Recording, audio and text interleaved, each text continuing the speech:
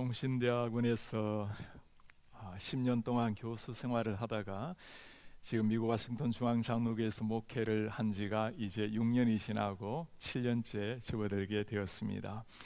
저희 교회는 참 좋은 하나님의 교회입니다. 미국의 교회가 한 40만 개 있다고 말씀을 하는데 그 가운데 5만 3천 개 교회를 조사를 해서 연구를 해서 가장 건강한 교회, 모델이 되는 교회 13개를 뽑아서 책으로 만들었는데 그 가운데 나온 한 교회가 제가 섬기고 있는 워싱턴 중앙장로교회입니다. 모든 것이 하나님의 은혜이지만 특별히 이 아름다운 귀한 교회를 위해서 헌신하신 분이 우리 원로 목사님이셨던 이원상 목사님의 헌신이 있었습니다. 목사님께서는 2년 6개월 전에 하나님의 품으로 부름을 받으셨습니다. 목사님께서 부임을 하셨을 때는 교회 성도가 한 50명 정도가 되었고 목사님 몇 년 동안 섬기다가 교회가 조금 힘들어져서 한 반 정도 성도님들이 떠나가게 되었습니다. 그리고 한 25명 되는 성도님을 데리고 참 신실하게 목회를 하셔서 목사님 25년간의 목회 가운데 3,000명이 넘는 많은 사람이 출석을 하게 되었습니다. 지금은 하나님의 은혜로 우리 영웅권 교회를 합하면 한 5,000명 넘게 주일마다 참석해서 하나님을 영원롭게 예배를 하고 있습니다. 사람들은 우리 귀한 원로 목사님을 뵐 때마다 참 예수님을 닮은 목사님이라고, 그분을 보면 예수님의 성품이 무엇인지를 발견하게 된다고 그렇게 말씀을 하곤 합니다. 목사님의 삶에서 모든 것을 본받고 싶지만 특별히 본받기 원하는 것이 목사님의 기도의 삶이었습니다. 목사님께서는 매주 수요일을 온종일 금식으로 기도를 하셨습니다. 매달 1, 2, 3일을 금식으로 기도를 하셨습니다. 그러니 수요일 금식기도 매달 1, 2, 3일을 금식으로 기도하시니 한 달에 7일, 8일을 금식으로 기도를 하신 겁니다. 목사님께서 돌아가시기 전에 물은 적이 있습니다. 목사님, 무엇을 위해서 그렇게 간절히 기도하십니까? 성도님들을 위해서 기도하지만 두 가지의 기도는 꼭 하신다고 말씀을 해요. 첫 번째는 하나님, 내 눈을 열어서 하나님의 영광을 보게 해 주십시오. 하나님의 그 찬란한 영광을 보아야 내가 하나님의 말씀을 바르게 전할 수 있겠습니다. 두 번째 기도, 하나님 저를 긍휼히 불쌍히 여겨 주십시오. 정말 하나님께서 그 귀한 목사님을 통해서 무엇을 통해서 사용하시는지 그 비결이 그 기도에 있었습니다. 사람들은 예수님을 닮은 목사님이라고 그렇게 목사님을 존경하고 추앙하지만 하나님 앞에 주님 저를 긍휼히 여겨달라고, 하나님의 긍휼히 여기지 않으시면 한순간도 나아갈 수 없느라고 겸손하게 무릎 꿇는 거기에 우리 하나님께서 사용하신 비밀이 있는 겁니다. 목사님께서 돌아가시기 전에 아들에게 남긴 말씀이 있습니다. 나는 특별한 재능이 없는 사람이란다. 설교가 뛰어난 것도 아니고 행정력이 뛰어난 것도 아니란다. 내가 하나님 앞에 모든 게 다 부족하지만 두 가지 한 것이 있단다. 사랑하고 기도하는 일이었단다. 하나님을 사랑했고 가족을 사랑했고 성도를 사랑했고 그리고 성도들을 위해서 가족을 위해서 기도한 것, 그것뿐이란다. 목사님의 고별 예배에는 4,000명이 넘는 많은 사람들이 참석을 해서 목사님의 마지막 길을 환송을 했습니다. 그분들이 모두가 목사님의 기도의 은혜를 입었던 사람들입니다. 기독교, 저는 이렇게 부르고 싶어요. 기독교는 기도교다. 우리 성도님들 같이 한번 볼까요? 기독교는 기도교다. 기독교는 기도교다. 우리 그리스도인들은 문제가 없으면 감사함으로 하나님 앞에 기도할 것이고, 문제가 일어난다면 간절한 마음으로 기도하는 사람들, 밤낮으로 주님 앞에 기도하기를 쉬지 않는 사람이 하나님을 아는 그리스도인들의 삶입니다. 누가 이렇게 기도를 할 수가 있는 사람일까요? 우리 인생이 영적인 전쟁이라는 것을 아는 사람입니다. 영적 전쟁에는 영적 전쟁의 승리의 비결이 있는 겁니다. 우리가 나아가서 힘껏 영적 전투를 벌이지만 그러나 승리의 깃발은 하나님이 주셔야 휘날린다는 것을 아는 사람, 승리의 비결이 하나님 앞에 있다는 것을 믿는 사람이 무릎을 꿇을 수 있는 사람입니다. 누가 이렇게 살아갔습니까? 우리 예수님께서 먼저 그렇게 살아가신 분이셨습니다. 예수님께서 공생애를 시작하실 때 먼저 하신 일이 뭐죠? 세례를 받으시고 난 다음에 40일 동안 금식으로 기도를 하셨습니다. 그분 자신이 하나님 자신이었지만 하나님 앞에 40일 동안 광야에서 기도함으로 자신의 능력, 자신의 고난이 아니라 100% 하나님 앞에 의지했던 예수 그리스도, 사역의 시작이 기도였습니다. 예수님의 삶의 과정도 기도였습니다. 마가복음에 보면 예수님께서 새벽을 깨워서 기도한 말씀이 나옵니다. 새벽 아직도 밝기 전에 예수께서 일어나 한적한 곳으로 가서 거기서 기도하시더니, 사람들은 새벽 기도를 우리 한국교회가 시작을 했다고 말하지만 그러나 실제 새벽 기도는 누가 먼저 하셨죠? 우리 예수님께서 밝기 전에 매일 새벽을 깨워서 우리 하나님 앞에 기도하셨습니다. 예수님의 탄생과 삶의 과정뿐만 아니라 예수님의 마지막 순간에도 기도로 주님이 하나님 앞에 서셨습니다. 겟세마네 동산에서 땀이 피가 되도록 하나님 앞에 간절하게 기도하셨던 예수님, 십자가에서 돌아가실 때 조롱과 저주를 받으셨지만 우리 예수님 하신 기도가 무엇입니까? 아버지, 저들의 죄를 용서해 주십시오. 무엇을 하고 있는지도 알지 못하고 있습니다. 마지막 순간까지 나 같은 죄인을 위해서 눈물로 피로 땀으로 기도하신 우리 예수님, 그 삼위일체 하나님께서는 지금 또 우리를 위해서 말할 수 없는 탄식으로 이 시대도 믿지 않는 영혼이 죽은 사람들 하나님 앞에 나아오도록, 그리고 하나님 앞에 살아난 사람들이 제대로 된 하나님의 제자로 살아내기를 위해서 성령도 말할 수 없는 탄식으로 지금 또 우리를 위해 간구한다고 성경이 말씀하고 있는 겁니다. 예수님의 삶 자체가 기도의 삶이었어요. 주님의 제자들의 삶은 어땠을까요? 예수님을 잘 몰랐을 때 그들은 기도의 진정한 비밀을 몰랐습니다. 그러나 정말 주님을 알고 나니까 달라졌습니다. 제자들의 삶을 보면 사복음서의 제자들의 삶과 사도행전의 제자들의 삶이 완전히 달라졌습니다. 사복음서의 제자들 기도를 하기는 했죠. 때로는 병도 고치고 전도를 하기도 하고 나름대로 예수님을 따라 다녔지만 사복음서의 제자들의 목적은 예수님 사명이 아니었습니다.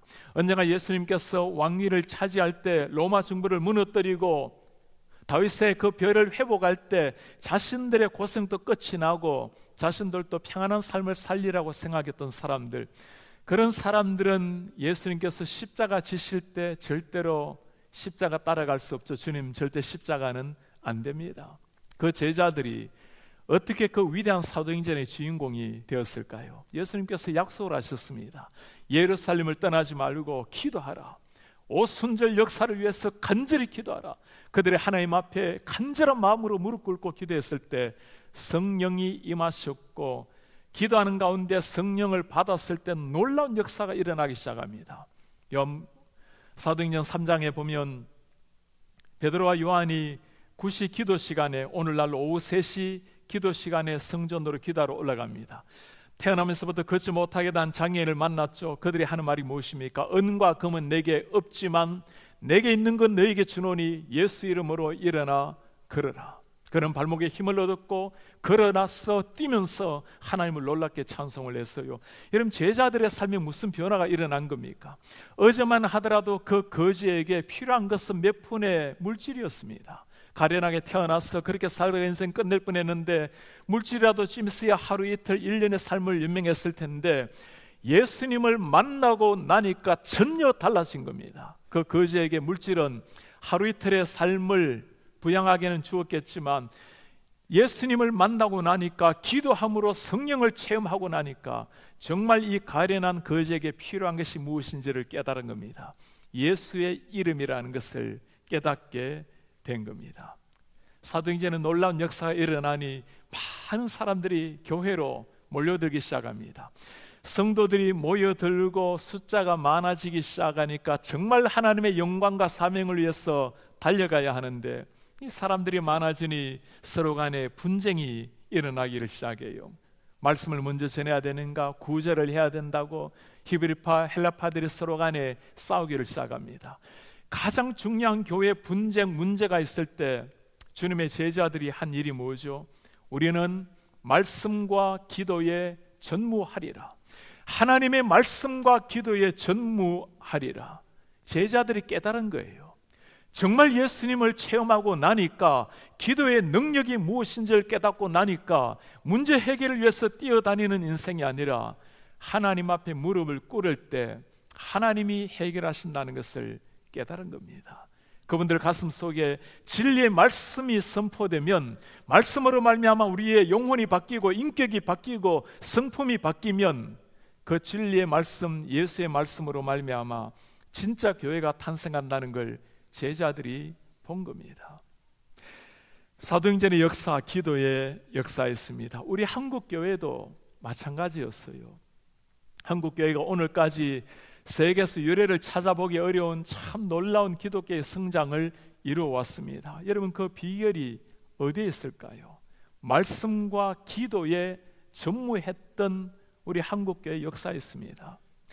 세상 모든 나라를 다 다니면서 하나님의 말씀을 증거했던 빌리그레암 목사님, 빌리그레암 목사님의 책에 보면 새벽을 깨운 세 나라의 이야기를 소개하고 있습니다. 캐나다와 일본과 한국이었어요. 캐나다, 새소리가 아침을 깨웠습니다. 자연이 아름다운 나라. 일본, 공장 돌아가는 소리가 새벽을 깨웠습니다. 경제적으로 부강한 나라. 한국은 무엇이 새벽을 깨웠을까요? 네, 새벽을 깨우는 교회 종소리였어요. 그리고 빌리그램이 하는 말입니다. 이 마지막 종말 시대에 우리의 영혼을 깨우는 한국의 새벽 종소리, 미래는 한국에 있다라고 그렇게 고백을 해요. 정말 그랬습니다. 우리나라에 이렇게 새벽을 깨워서 눈물로 기도했던 시대가 있었습니다.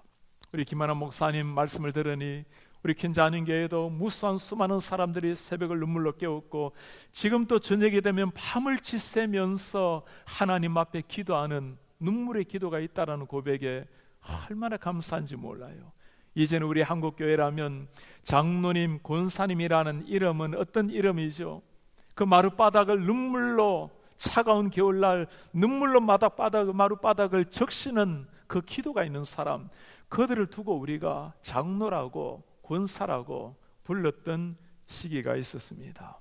사랑하는 여러분, 우리가 다시금 회복해야 될 것이 어제 증거했던 하나님의 말씀이요, 그리고 오늘 우리가 다시 한번 하나님 앞에 세워야 될 기도의 역사, 주님 앞에 우리가 무릎을 꿇을 때 그 옛날 하나님께서 예수님의 삶처럼, 사도행전의 제자들처럼 그 옛날 우리 한국교회에 불러일었던 놀라운 부흥의 역사가 오늘날 우리 교회를 통해서 일어나기를 축복합니다.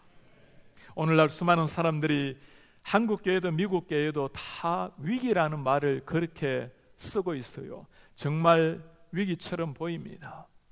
이 시대 교회는 많은 것을 가지고 있지만 영적인 파워는 점점 잃어가는 이런 시대를 맞이하고 있어요.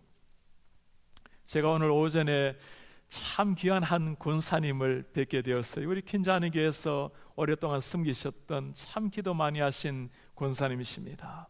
권사님께서 저들어 얼마나 철렁철렁한 목소리로, 목사님, 오순절 역사에 그 역사의 주인이 되셔야 됩니다.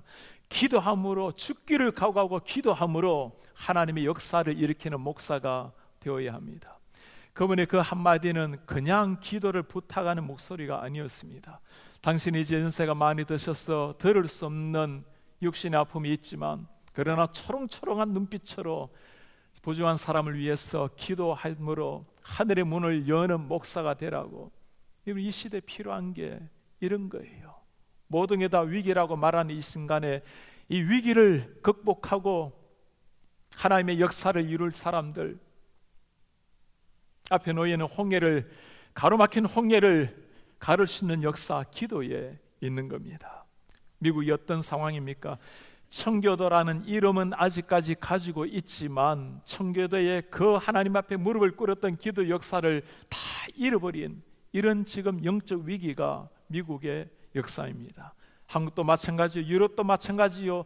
전 세계 수많은 교회가 있고 수많은 성도가 있지만 정말 능력 있는 젊은이들, 예수 그리스도 이름 하나 가지고 당당하게 살아가는 이런 하나님의 용사들이 점점 사라지고 있는 이런 시대를 맞이하고 있어요. 이런 교회를 두고 한마디로 이렇게 부르고 싶습니다. 영적인 빈혈에 걸려있는 교회. 모든 걸 다 가지고 있지만 기도가 없음으로 말미암아 영적인 빈혈을 겪고 있는 이 시대 교회, 여러분 무엇으로 이 영적 빈혈을 극복할 수가 있을까요? 무엇으로 이 시대 가운데 닥치는 위기를 극복하고 다시 한번 살아계신 하나님의 놀라운 생명의 역사, 부흥의 역사의 주인공이 될 수가 있을까요?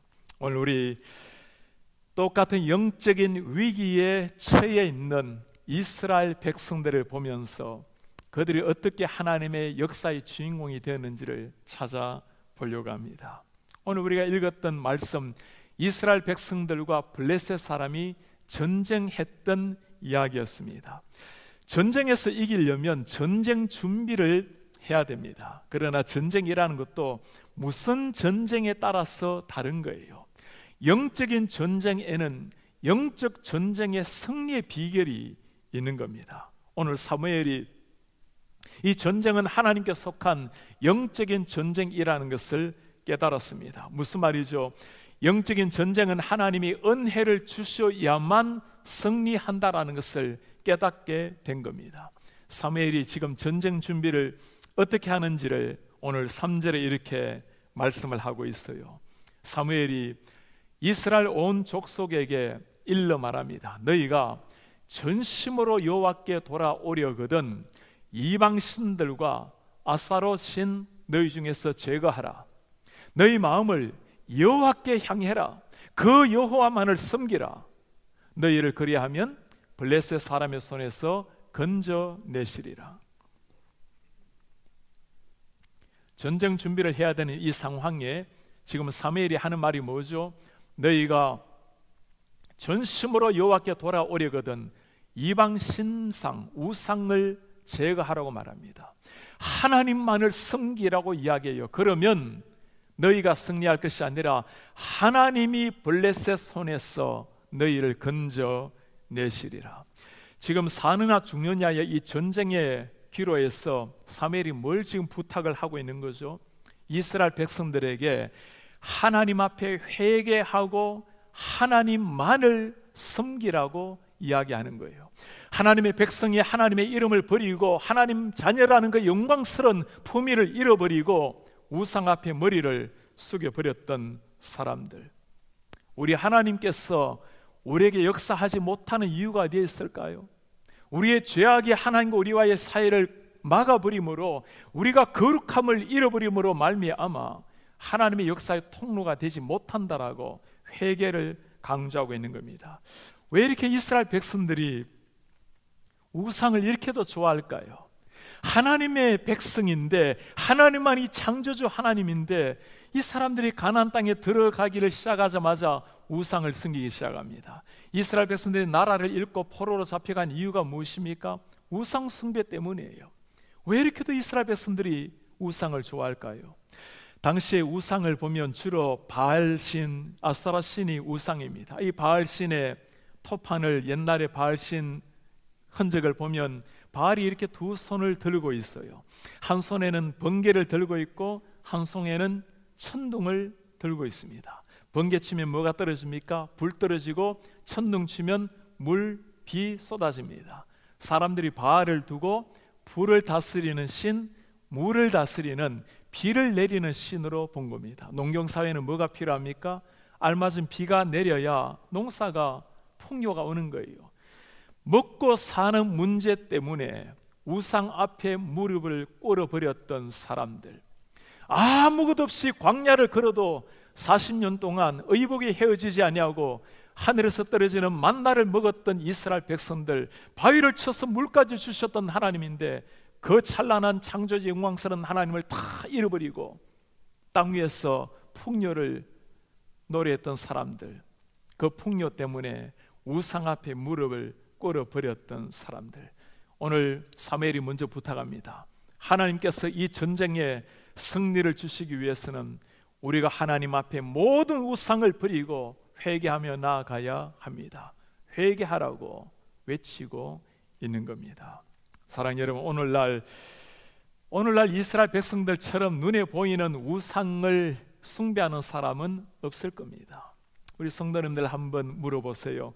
오늘 밤 우리가 기도함으로 하늘의 문을 여셔서 하늘의 위대한 용사로 주님이 서기를 원하시는데, 하나님 앞에 영적 전투에서 승리하기 위해서 먼저 해결해야 될 것, 회개해야 될 것이 무엇입니까?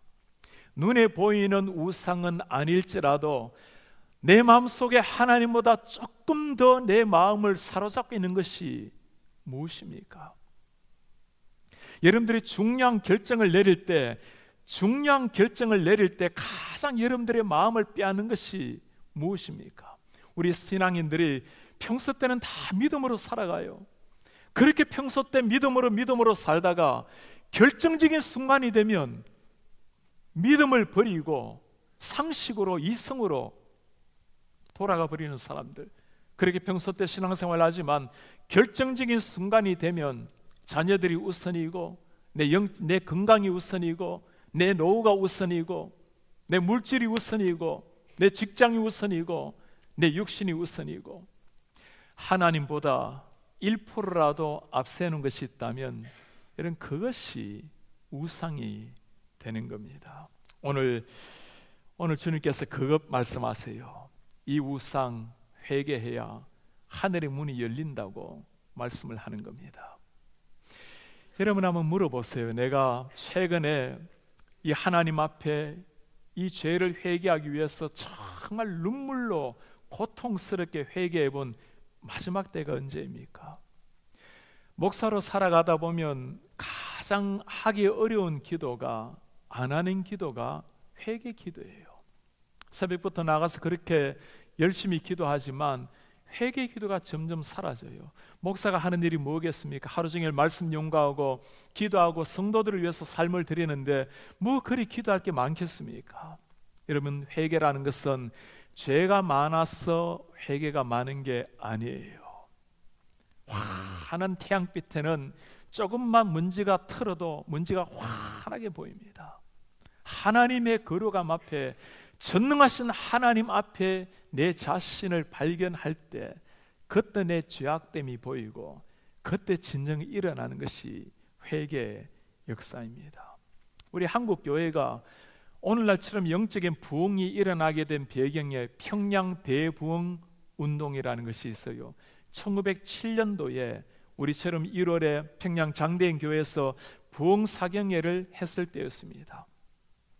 1월 첫째 주 1월 4일에 부흥회가 한참 이루어지는 가운데 길선주 목사님, 참 존경받는 목사님이셨어요. 목사님이 일어나셔서 공개적으로 성도님 앞에서 당신의 죄를 회개를 합니다. 내 친구가 이 땅을 떠나면서 그 안에 미망인에게 100원을 맡겼는데 제가 그것을 가로채웠습니다. 내가 죄인입니다. 존경받는 목사님이 회개를 시작하자 여기저기에서 성도들이 일어나서 회개하기 시작했습니다. 그 회개가 끊이지 않고 새벽 2시가 넘도록 600명이 넘는 사람이 계속 눈물로 고통스럽게 회개하면서 그 날을 보내었습니다. 이것이 그 유명했던 평양 대부흥 운동의 시작이었습니다. 이 회개의 바람, 이 거룩한 성령의 바람이 평양으로, 선천으로, 신의주로, 서울로, 광주로, 대구로, 부산으로, 조국 강산을 십자가의 붉은 피로 하나님 앞에 무릎 꿇는 회개의 기도로 오늘날 한국교회가 탄생이 된 겁니다. 사랑하는 여러분, 한번 물어보세요. 내가 하나님 앞에 정말 진지하게 눈물로 고통스럽게 회개한 마지막 때가 언제입니까? 누구나 한 번 정도는 사용해 보셨을 볼펜이 모나미 153 볼펜이죠. 우리 한국 사람이라면 한 번씩은 다 써본 볼펜입니다. 송삼석 회장이 그 모나미 153의 사장입니다. 그분이 1963년도 5월 1일에 이 모나미 볼펜이 탄생이 되었어요. 이분이 참 예수님을 잘 믿는 신앙인이었습니다. 회사가 망했어요. 망하면 회사를 일으키기 위해서 전략을 짜야 할 텐데 기도원으로 들어갔습니다. 하나님 앞에 간절히 기도하는데 주님이 그에게 3가지 회개를 시키셨어요. 사업하느라고 뛰어다니다 보니까 때로는 주의를 성수하지 못한 것, 내가 하나님 앞에 정직하게 10의 1을 드리지 못한 것, 3번째는 새벽을 깨워서 기도하지 못한 것. 회개함으로 그는 그 자리에서 결단을 냈습니다. 내가 어떤 상황이라도 주의를 하나님 앞에 거룩하게 드리겠습니다. 하나님께서 주신 물질에 정직하게 10의 1을 11절을 구별해서 드리겠습니다. 예수님이 새벽을 깨운 것처럼 내가 매일 주님 앞에 새벽을 깨움으로 무릎을 꿇겠습니다. 그리고 성경책을 펼쳤어요. 요한복음 21장이 나온 겁니다. 153마리의 거대한 물고기를 잡았지만 찢어지지 않았던 그물, 그때 탄생한 게 모나미 1로 3이었어요. 그리고 하나님 앞에 기도했습니다. 주님, 그때 아마 세계 인구가 한 50억쯤 되는가 봐요.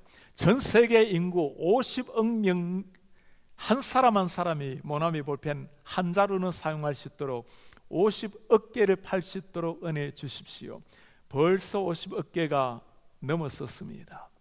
하나님 앞에 간절히 회개하고 기도하며 나아갔을 때 하늘의 문이 열린 겁니다.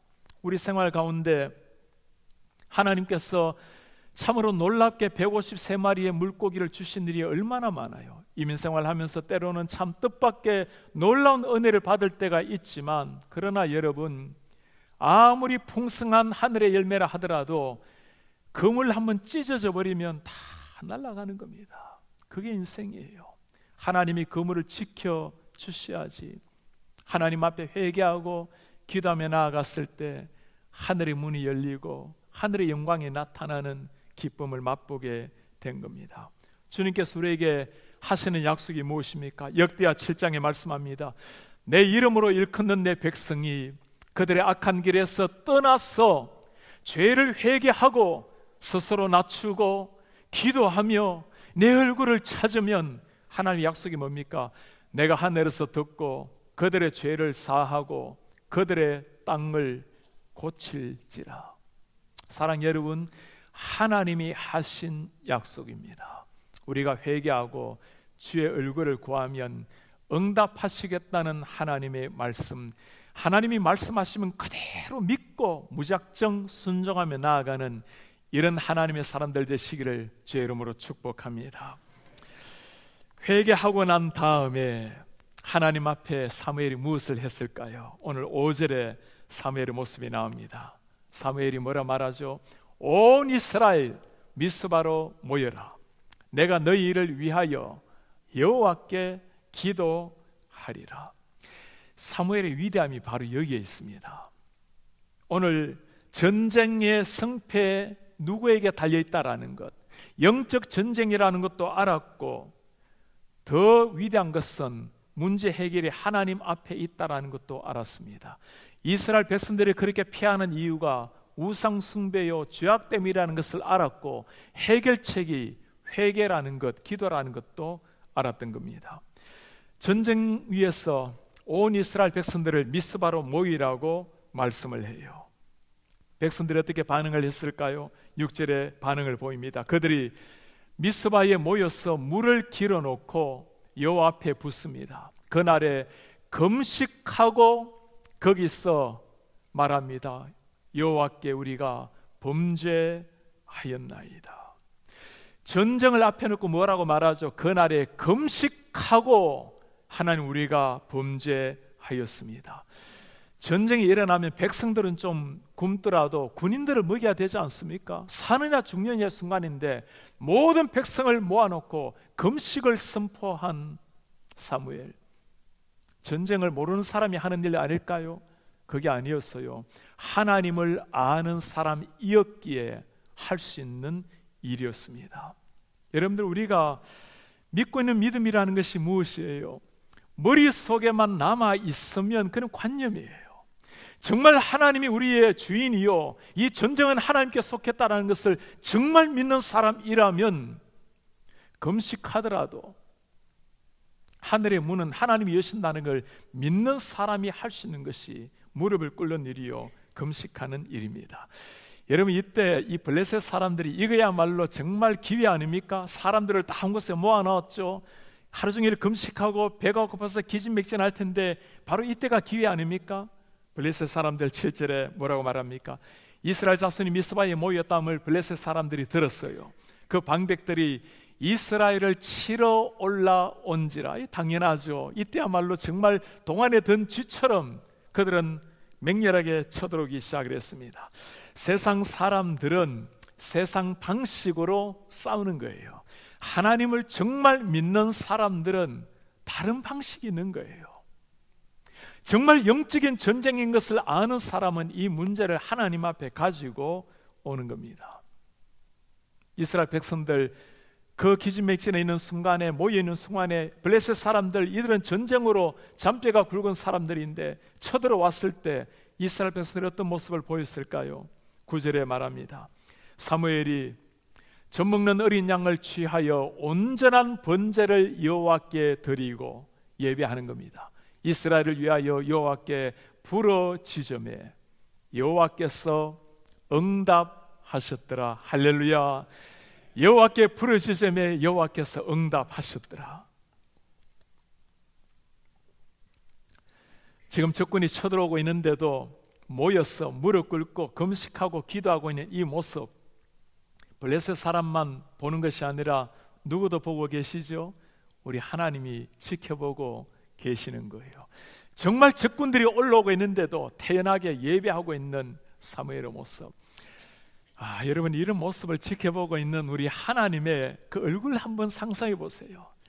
나를 믿어도 저렇게 나를 믿고 그 죽느냐 사느냐의 순간에서 하나님을 믿는 믿음 하나 가지고 무릎 꿇고 금식하며 예배하고 기도하는 저 사무엘을 보면서 지도자 한 사람이 바르게 서게 되니까 백성들도 두려워 떠는 순간이지만, 그러나 하나님 앞에 기도하며 나아가는 그 순간, 그 사무엘을 향해서 너무너무나 고맙다라고 미소 짓고 있는 그 하나님의 영광스러운 모습. 오늘 이 시대 가운데 하나님이 이런 사람 찾고 있는 거예요. 영적인 전쟁, 세상 속에서 세상과 싸우기 위해서 더 큰 것, 더 높은 것, 더 강한 것, 더 큰 것, 이런 그거 아니에요. 우리가 오늘날처럼 교회가 많이 가진 적이 있나요? 아무것도 없어도 마룻바닥을 눈물로 적시며 새벽을 깨웠던 그때에 하나님의 역사가 일어나는 거예요.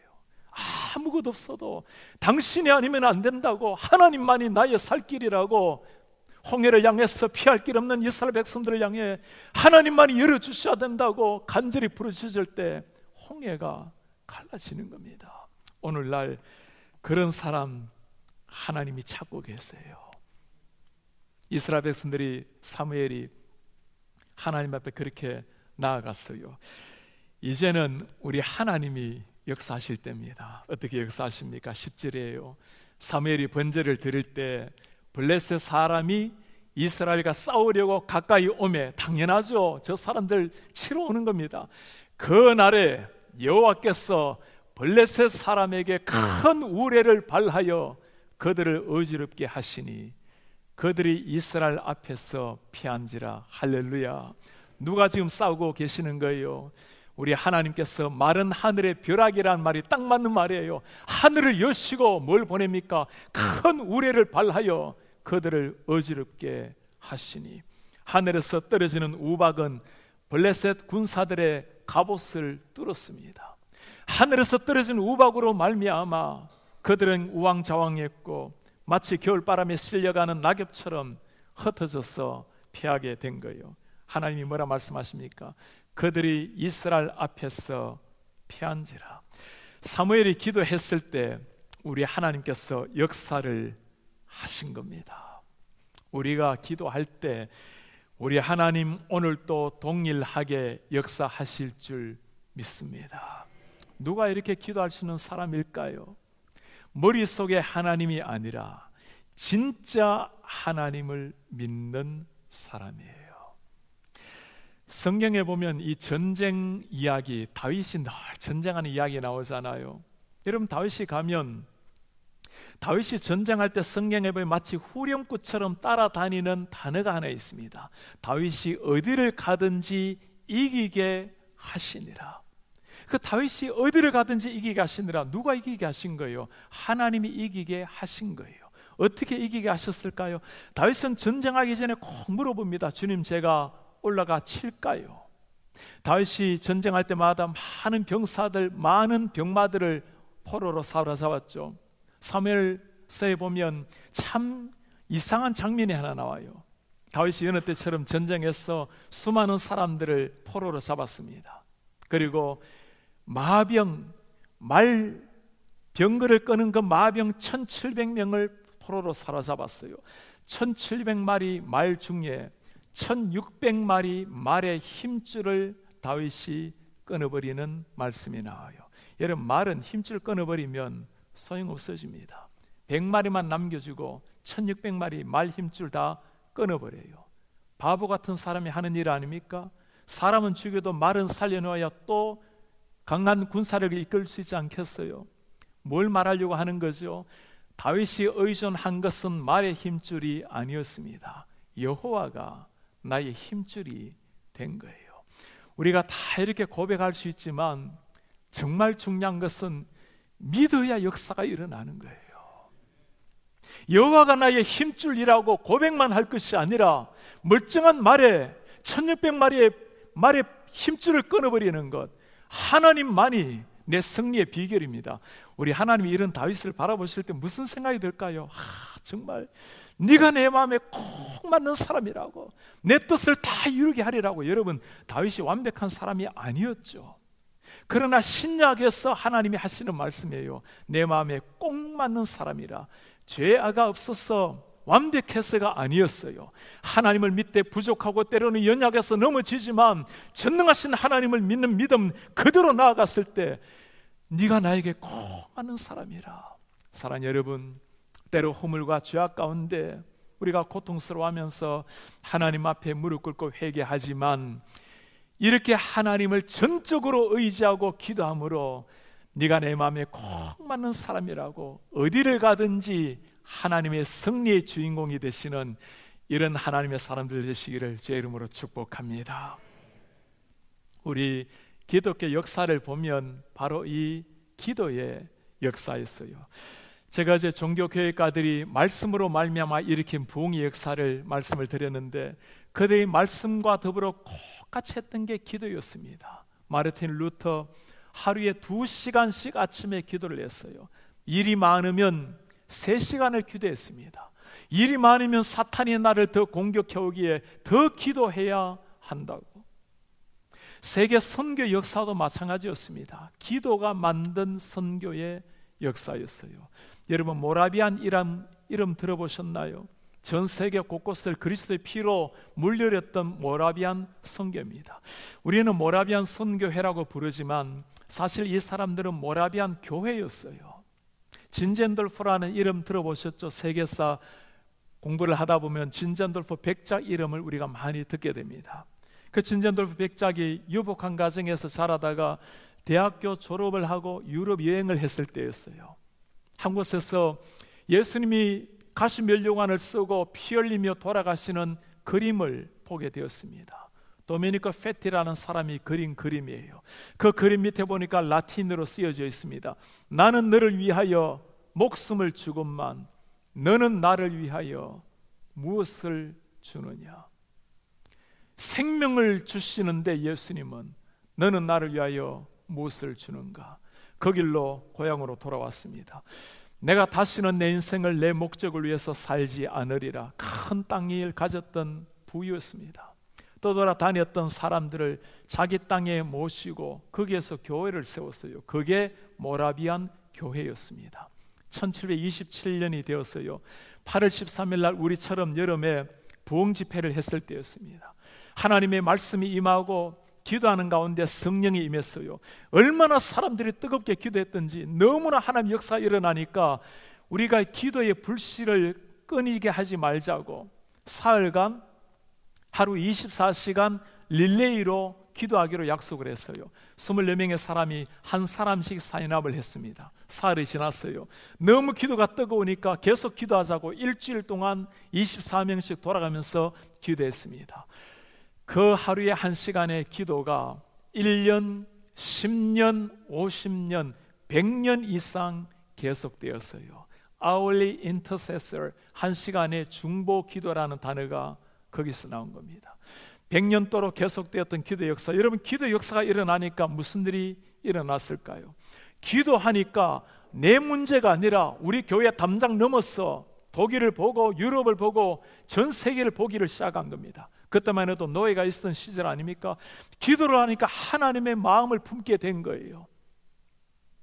저 세인트 토머스, 카리브 해 근처에 가면 세인트 토머스라는 섬이 있습니다. 거기에서 흑인 노예들이 잡혀가서 평생 거기에서 노동하다가 죽는다라는 소식을 듣게 되었습니다. 1732년이었어요. 이 역사가 일어나고 난 다음에 기도한 이후로 한 5년이 지났을 때였습니다. 그곳에 저 흑인들 죽어가는 노예들을 위해서 누가 가서 복음을 전가하겠는가? 46명이 지원을 했습니다. 내가 가겠노라고. 여러분, 오늘과 다른 시대예요. 한번 들어가면 못 따라오는 시대입니다. 그 수많은 사람들 중에 2명만 보내었어요. 리츠만이라는 사람과 도브라는 사람입니다. 한 사람은 구두 수선하는 사람, 한 사람은 무덤 파주는, 참 세상 사람이 볼 때는 아무런 배움이 없는 사람들이었어요. 그들이 이름도 모르는 세인트 토머스, 그 섬을 향해서 길을 떠나게 되었습니다. 노예들 아닙니까? 노예들 세계에 들어가서 복음을 전하려면 한 사람은 내가 노예가 되어야 그들과 하나가 되지, 그 멀쩡한 백인들 중에 한 사람은 노예 신분으로 들어가게 되었어요. 이들이 정착해서 복음을 전하기 시작해서 흥황한 역사가 일어나기 시작했습니다.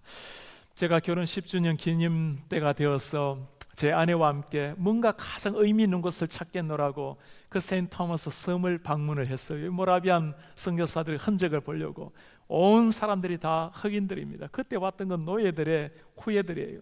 그 조그마한 섬에 얼마나 모라비안 교회들이 많이 있는지, 저희가 원했던 것은 첫 번째 그 도브와 리츠만이 파송되었던 그 교회를 찾기를 원했어요. 섬 곳곳을 찾아다니니까 많은 모라비안 교회가 있어요. 한 교회를 보니까 1741년도 세워진 베다니 교회가 나와요. 1732년도 12월에 도착을 했으니 아마 8년 정도 후에 세운 교회겠죠. 이 교회가 최초의 교회는 아니었어요. 최초의 교회를 찾다가 마지막 날 되어서 내륙으로 차를 몰고 들어갔더니 큰 입간판이 하나 나무에 가려 있어요. New Herrnhut Moravian Church였습니다. 그들을 파송했던 교회가 헤른후트 교회였어요. New Herrnhut니까 바로 그 교회였겠죠. 들어가 보니 아담한 교회가 세워져 있어요. 1737년도 그 모라비안 교도가 들어가고 난 다음에 4년 후에 세워진 교회였습니다. 흑인들 두 집사님들이 너무 행복하게 주일을 위해서 교회를 청소하고 있어요. 이 교회가 첫 번째로 세워진 교회입니까? 아니래요. 첫 번째 세워진 교회 따라오래요. 숲으로 들어갔더니 큰 바위가 있어요. 여기가 첫 번째 교회입니다. 이 사람들이 들어갔을 때는 노예들 속에 들어가서 복음을 전하니 이 영주들이 좋아했겠습니까? 복음을 못 전하게 하니까 밤에 몰래 그 숲속에 들어와서 복음을 전한 겁니다. 그 큰 바위에 모라비안들이 처음 들어와서 이곳에서 4년 동안 예배한 곳이라고. 세 분의 성도님이 금요 아마 예배 같아요. 와서 찬양을 하는데 제가 물었습니다. 예수 그리스도가 누구십니까? 요즘은 교회를 다녀도 예수에 대해서 다른 생각을 가진 사람이 얼마나 많아요. 그분들이 그렇게 답변을 해요. Jesus Christ is the only way to salvation. 예수 그리스도는 구원에 이르는 유일한 주님이십니다. 그리고 제가 묻지도 않았는데 다음에 한마디 하셨어요. We pray for world mission every day. 우리는 월드 미션을 매일 위해서 기도하고 있습니다. 그 옛날 아무것도 없었던 사람들, 세상 사람들이 보기에는 너무나 미천한 사람들이었지만 기도함으로 나타난 성령의 역사, 기도했을 때 열어졌던 세계 선교에 대한 관심, 기도함으로 오늘날까지도 그 가려냈던 흑인들이 하나님의 말씀으로 말미암아 변화를 받고 그 고단했던 흑인의 삶들 속에 예수님이 그들의 주인이 되셨고 그 조그마한 섬에 10개도 넘는 수많은 교회가 세워져 있었어요. 옆에 보니까 무덤들이 다 있는데 이제는 그 풍랑에 씻어가고 글자가 다 희미해져 남아있어요. 그 중에 하나를 보니 1746년이라는 글자가 나와요. 1732년도에 들어갔으니 아마도 누군가가 그분들로 말미암아 예수 믿고 돌아가신 분이셨겠죠. 사랑하는 여러분, 아무것도 아닌 사람들이었지만 하나님 앞에 간절히 기도했을 때 그들의 한 생에 바람처럼 이름은 다 사라졌지만 그들로 말미암아 생명의 피가 그 땅 가운데 아직까지 흐르고 있었어요. 찰스 스탠리가 한 말이 있습니다. 모든 전쟁을 무릎으로 싸우세요. 그러면 매번 승리할 것입니다. 제가 대학교 4학년 때 대학원을 다닐 때 1994년도였습니다. 한국의 한양대학교에서 선교 한국이라고 열렸는데 우리 많은 대학생들 4,600명의 대학생들이 함께 모여서 일주일 동안 기도하며 선교 대회를 가졌습니다. 마지막 날 금요일에 마무리를 하면서 청년 몇 사람을 초청을 했어요. 그 중에 제 친구를 초청을 했습니다. 학교 다니는 학교 교사 선생님이에요. 선교사님이 그 선생님에게 물었습니다. 선생님은 일주일 내내 아무것도 하지 않고 기도만 하셨다고요? 선교사님, 저는 아무것도 하지 않은 것이 아니라 이번 선교 대회에 가장 중요한 것을 했습니다. 배가 나가려면 뭐가 필요합니까? 기름이 필요하죠. 우리 하나님의 역사의 원동력은 배 기름처럼 기도가 있어야 역사가 일어납니다. 그렇습니다. 우리 성도님들 가끔 이렇게 말씀할 때가 있어요. 목사님, 제가 뭘 특별히 할 수 있는 게 있습니까? 기도할 뿐이죠. 여러분, 그것보다 더 위대한 역사가 없어요. 기도할 뿐이죠 라는 말보다도 더 위안이 되는 말이 없어요. 하나님을 정말 아는 사람이 할 수 있는 일이기 때문입니다.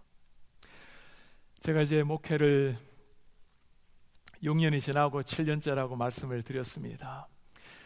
목회를 시작을 하면서 제가 참 마음에 부담이 되든지 제가 대학원에서 10년 동안 교생활을 하다 보니 총신대학원에 1년에 600명의 대학원생들이 목사가 되겠다고 들어옵니다. 10년을 가르쳤으면 최소한 5,000명 이상이 졸업을 했고 목회자들이 되어 있어요.